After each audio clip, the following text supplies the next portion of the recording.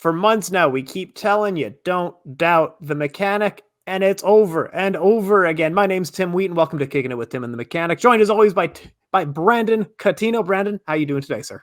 Doing good, man. It's always good to talk kickboxing with you. You know that. Absolutely correct. It is absolutely ridiculous with your predictions. We had one championship, only the Brave continuing with their featherweight Grand Prix, and it's absolutely ridiculous how accurate your predictions have been thus far. You deserve more victory laps. Like I said, in the first fight, I thought about predicting the finish, but I was like, nah, I'll be good to smoking Joe. But I kind of had a feeling the finish was gonna happen, and what happened, it was done in the first round.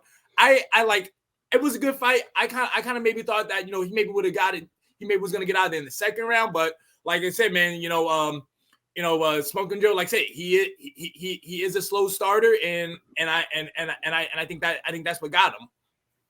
Man, it was always a tough fight for him. Like, you and I both saw it. Of like, he's a little bit slower. Chingiz Allazov is in his prime. He's maybe entering his prime right now, and this fight was a great fight to show off how good he was. But he made it look easy. These guys didn't even look like they were in the same category. And man, that was a first round finish for Chingiz Allazov. So he's going to move on to the finals. Also, Brendan, what are you wearing today? What's that one?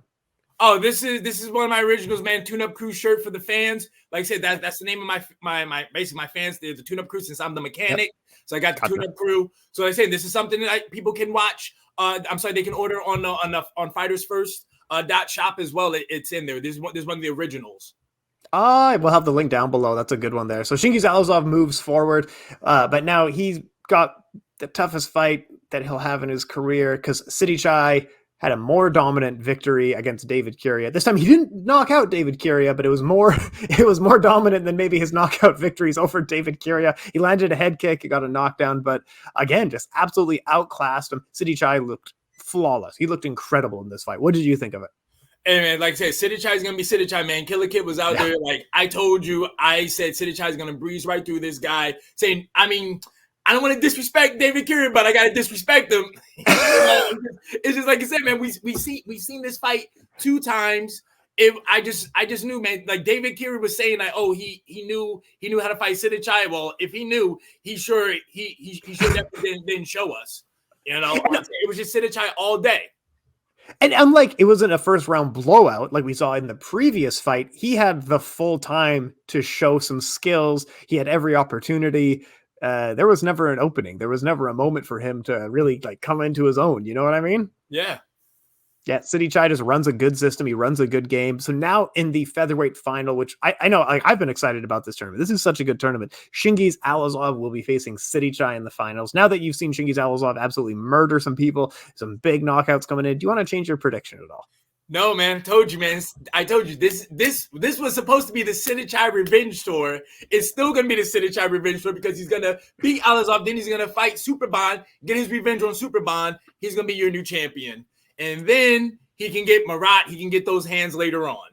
I was going to bring up Murat. I was going to say, don't forget, this division is so good. They've done such a good job putting this together in one championship. I hope that they can do more of this kind of building divisions, because this is so impressive. This is an awesome one. But yeah, Sitthichai, if anything, watching Chingiz Allazov get that first round knockout, awesome. He did really well.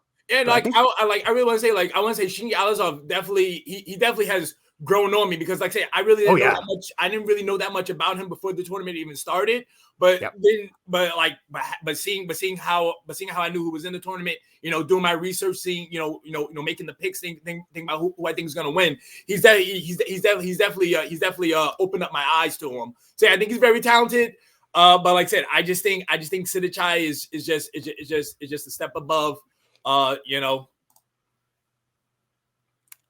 In fact, I agree with you. Chingiz Allazov, he was a K1 World Grand Prix champion. He was undefeated up to 2018 before meeting Giorgio Petrosian.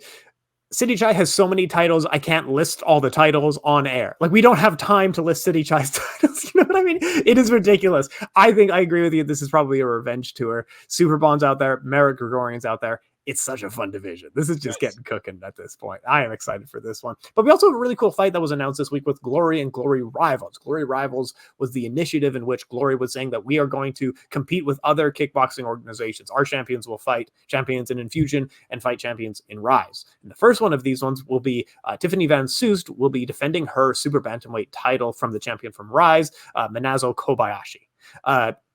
It's a bit of an interesting one because she is the champion from Rise, but the weights almost they don't totally match up here. But yeah, Exactly. Tell us some more, Brandon. Exactly. That's what I was thinking. Because like I said, I had to do my research, and like I said, we did talk about this before about the different weight classes because we were doing about who could fight with who and everything like that. Well, basically, Tiffany van Soest fights at 122 pounds, while Kobayashi fights at 112 pounds. So it's a 10-pound difference. Plus two, Kobayashi is not the tallest lady. I think she's 5'2", 5'1", something like that. So I mean, Van Soest is definitely going to be the bigger fighter. So I mean, she probably got the power game. Yeah. Like I said, I mean, this could, I mean, like Kobayashi, I mean, I've seen a couple of her fights, so I'm saying, I don't know if she's going to get stopped, but hey, when going with somebody bigger, 10 pounds, I really feel like saying there's a fight for Tiffany van Soest to kind of get her hand raised. Man, I know. And it's cool because I like when you and I were talking about that in Tiffany van Soest's weight class, there's not a lot of people. So yes, grab other people from other organizations. And then we still come back to the same problem of like the people you grab. These are like 2 or 3 weight classes apart. And also Manazo Kobayashi in her last fight went down in weight class even further and lost. Yeah. And now she's going up like 3 more weight classes from that one. It's a weird situation. I'm really excited because I love crossover events. I like champions versus champions. There's a lot of prestige on the line. I spoke to Tiffany earlier this week, as you know. Yep. She's super excited for this one as well. But yeah, it's a tough one to make the case for Manazo Kobayashi. Yeah, exactly. Like, I mean, sometimes people going up in weight can be good for them because it's like, oh, they don't have to cut weight. They can maybe just stay where they are. Maybe they're closer to this weight class. But it's like when you talk about her going lower than 112, probably 122. Like, I mean, I don't know what she walks around at, but to me, that seems like homegirl could be walking around at 115. So I mean, 122. I mean, like I said, I mean, I guess we'll see when they weigh in. What it is that she weighs in at. But I mean, I wouldn't be surprised if she came in weighing in like 115, 116. But it's just one of those things where, like I said, we talked about the crossovers and just like the champions and just their weight classes and what they have and like how kind of different they are for some people. Like I said, this is something we talked about with Anissa Meskin over at one. She's calling out like Janet Todd and like, dude, it's like Janet Todd fights at 105 pounds, but you're calling her out. Like, come on, Anissa. Like, you should have stayed in Glory. But the thing was, like, you just don't want to fight Tiffany van Soest again, because it's like, to me, 122 pounds might be tougher, for women. For like, there's not that many women at that weight class really. And like saying, Glory was starting to get a couple of ladies in that weight class, but in like kickboxing terms, they're green. They got like maybe 3 fights, 5 fights, 7 fights. While Anissa Meskin has over 100 fights. Tiffany van Soest has over 20 fights. So it's a different world. Like, that's why I think though Enfusion might be better for Tiffany van Soest because Tiffany van Soest did fight in Enfusion before. So I'm waiting for maybe when they start to cross over with them. For their champion versus champion or just fighters. I think Enfusion might have closer weight classes for Tiffany van Soest. But hey, man, I mean, I'm still excited for the fight. We'll see what happens. Upsets are bound to happen sometimes, but in my honest opinion, I think Tiffany van Soest is gonna cruise through this one. I thought I had it on a spreadsheet of all the champions that were pretty close and crossed. I can't find it. Oh, here it is. Okay, so the Enfusion champions. Helene Conhart at 57 kilograms. Let me get my American numbers because that's how I think. Yeah. Yeah, 57 kilograms. Perfect. Yeah, Helene Conhart right there. That's perfect. They set up that one. She's from Belgium. She's a champion at Enfusion. That would be a really good one there. Yeah. But I think Rise, what we've seen in the past, they've been a little bit more. Maybe Enfusion is they are doing the crossover promotion, but this might be a little bit more.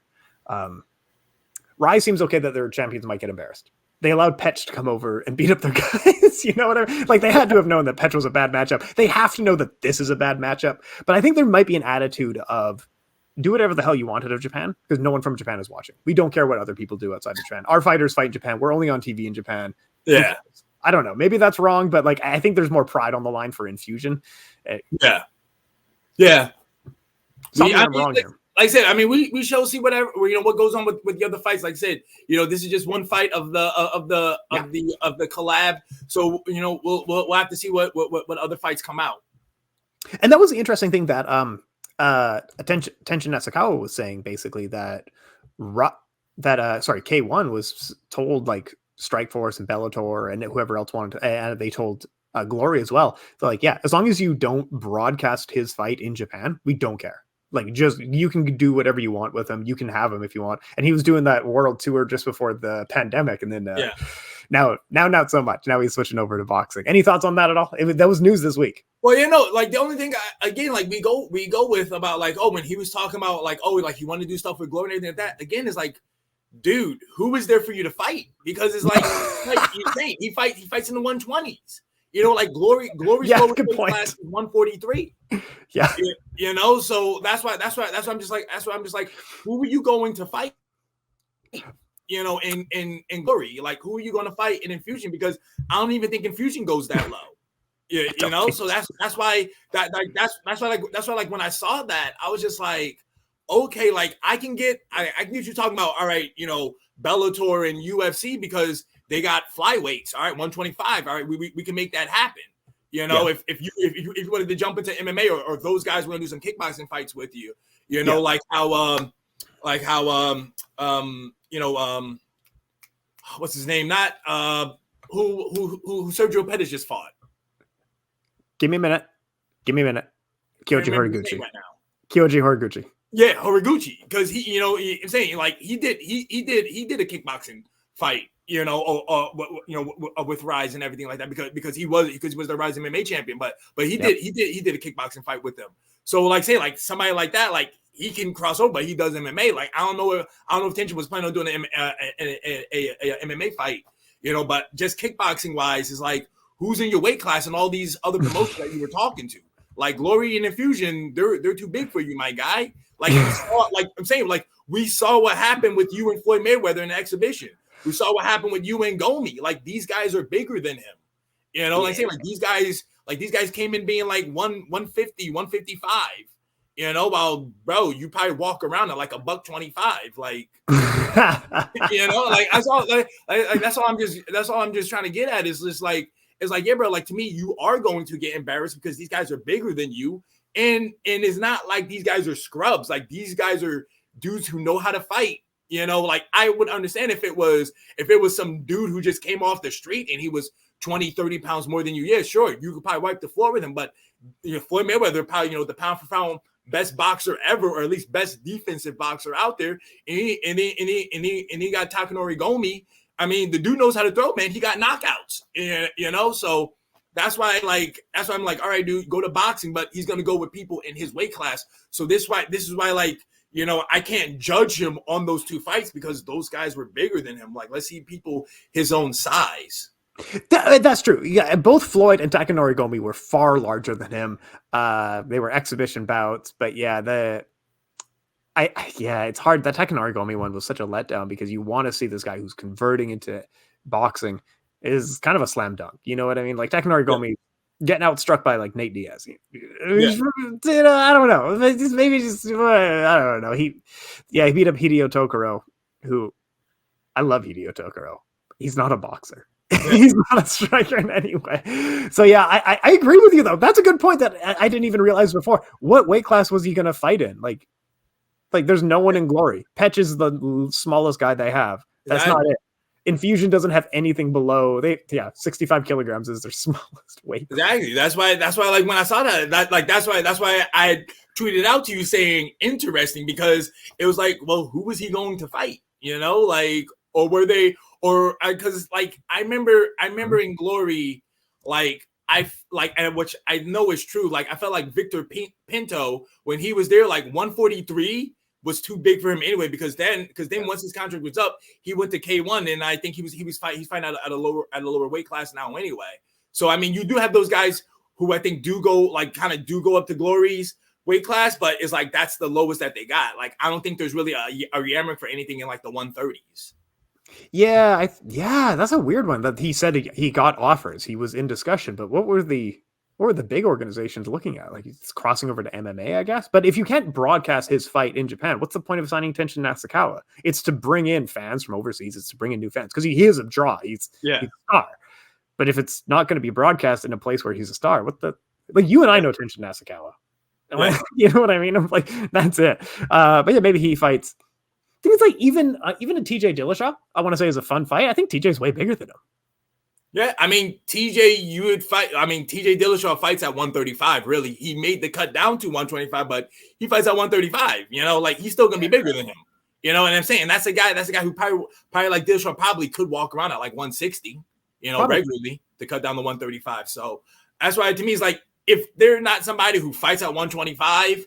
They're going to be bigger than him regardless. I mean, heck, man, they probably still could be bigger than him because with MMA, they kind of cut a little more than they do in boxing and kickboxing. Yeah. Oh, yeah. Far more. Yeah. It's more of a wrestling base. So they cut arguably too much. it's not a healthy thing. But yeah, weird situation. And the UFC, he said the UFC sent him offers. Again, like for MMA, I have to assume they were bringing him in for MMA. But like even his kickboxing style, I'm not sure that, unlike Israel Adesanya, who had a really good style to convert kickboxing to MMA. I don't know that tensions works that well. You know what I mean? Am I wrong here?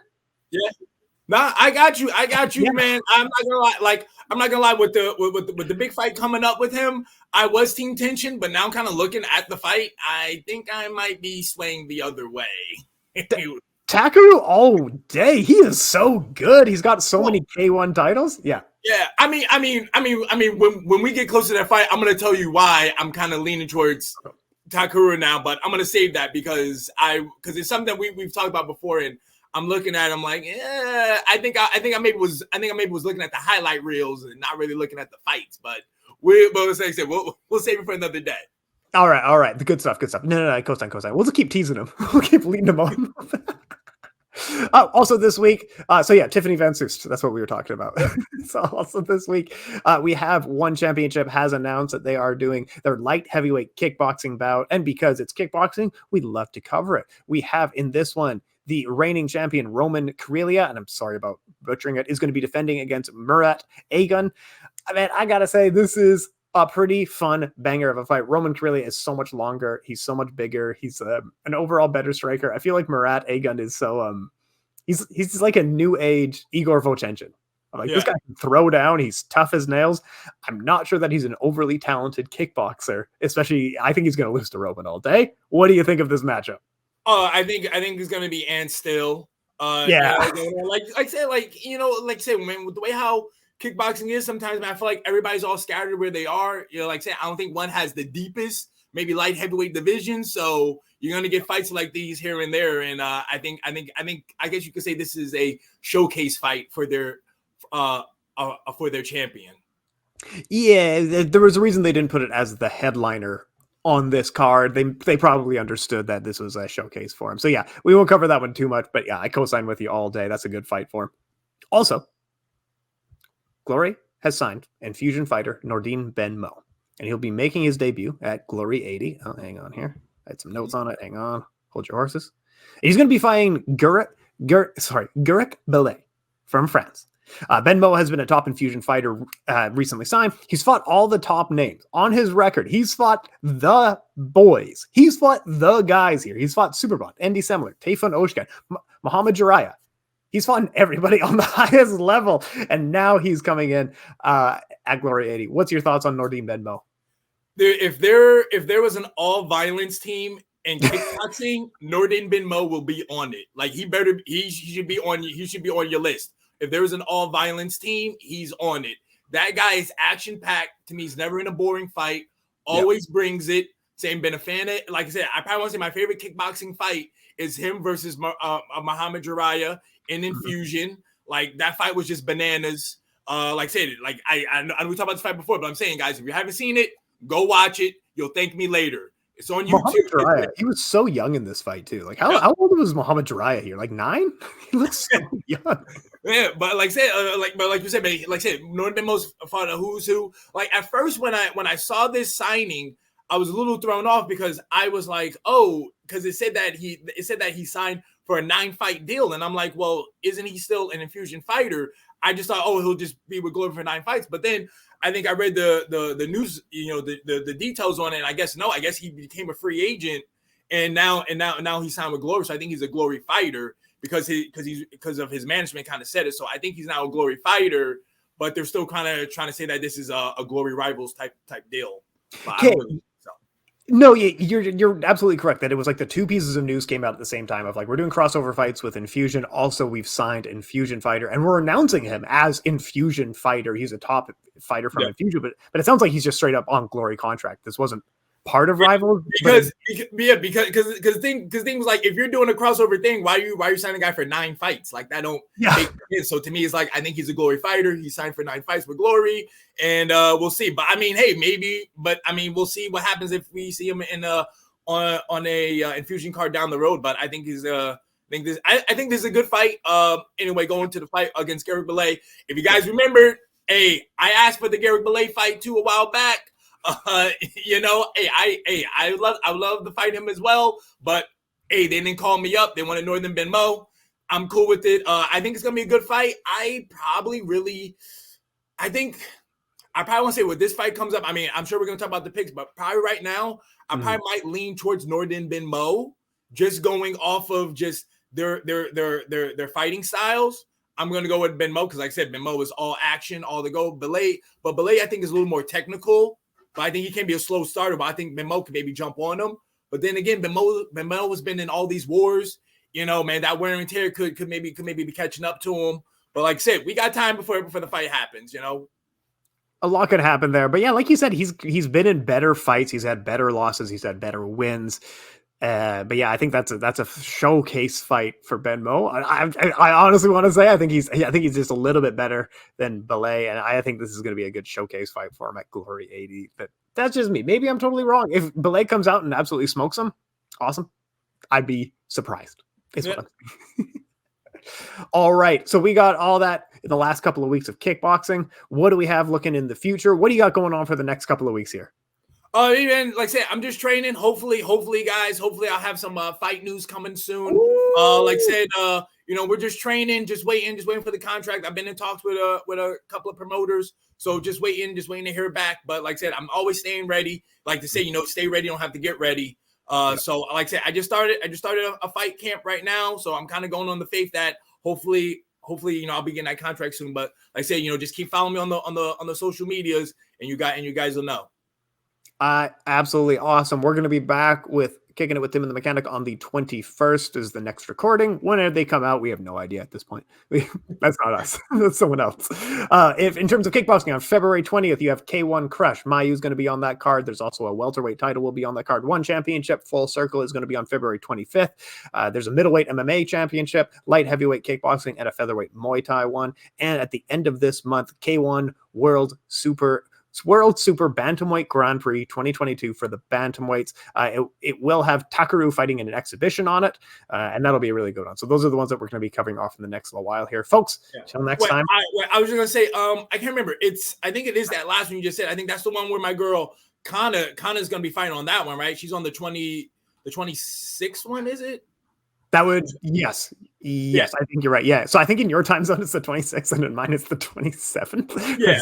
Like yeah, that. I just know it is a Sunday. But like that's a fight I definitely have my eyes on. Like again, that's why to me, I feel like, man, I wish like with the Glory Rivals that they're doing, I feel like K1 would have been a better ideal than Rise, because I want to say Kana is in that weight class. Because I know Kana a while back was calling out Anissa Meskin when Anissa Meskin was with Glory. Even though apparently I think they were training partners, they're friends and stuff like that.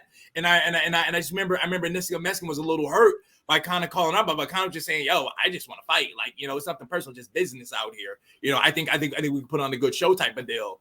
But I just think K1 would have been the better partner than Rise. But maybe again, we're talking about Rise, where I think maybe Rise is kind of on the down, where not many people know about Rise, but like say K1 is the premier in Japan, so they maybe don't need that crossover appeal because K1 is K1. Everybody knows K1, but Rise is like, like honestly, like when I think about Rise, I think about them doing more MMA probably, because of their crossover with Bellator and everything like that, than I do kickboxing. Like, yeah, they got tension, but again, this kind of goes with my reason why maybe I'm not picking tension. But again, I'll have to say that for another day. Got to put that tease in. That's right. Yeah, you got to tease him. But so Kana is on the one at the end of the month. That's the K1 Bantamweight Grand Prix. She is fighting Ran on that card. Yes. That's a good fight for her. That's a good fight for Kana. Kana's got that. Yeah, that's in the bag. But you are right. So Rise. So K1 does shows sometimes at the Saitama Super Arena. Rise does shows at Kurikan Hall, and there's about 2,000 people in the audience. They are in even though Rise is a very legitimate top level kickboxing organization, in terms of numbers and draw, they're what Shuto was to Pride. They're what Pancrase was doing to Pride, basically. Like, a lot of those guys were in the same category, and they were just as good as the others, but one was way bigger than the other one. So I do agree with you. But the thing is, K1 doesn't need glory. I think that's probably what it came down to. They've looked at numbers and said, no, we're making money. Go talk to Rise. They're running out of money. Exactly. That's why I kind of think it goes. That's why I'm thinking like why they probably went with Rise, because in my head it's like, man, to me, you want to see the fighters in K1 because K1 is where it's at. Because again, like we talk about weight classes, I think K1 has the weight class that are similar to to a Glory than Rise does. But hey man, I mean, there's still always hope. So we'll go from there. Also, I feel like K1 has name value to it. So if Glory said, hey, we're doing a co-promotion with K1, they don't have to explain what that is to us. Whereas with Rise, you and I know what Rise is because we watch it.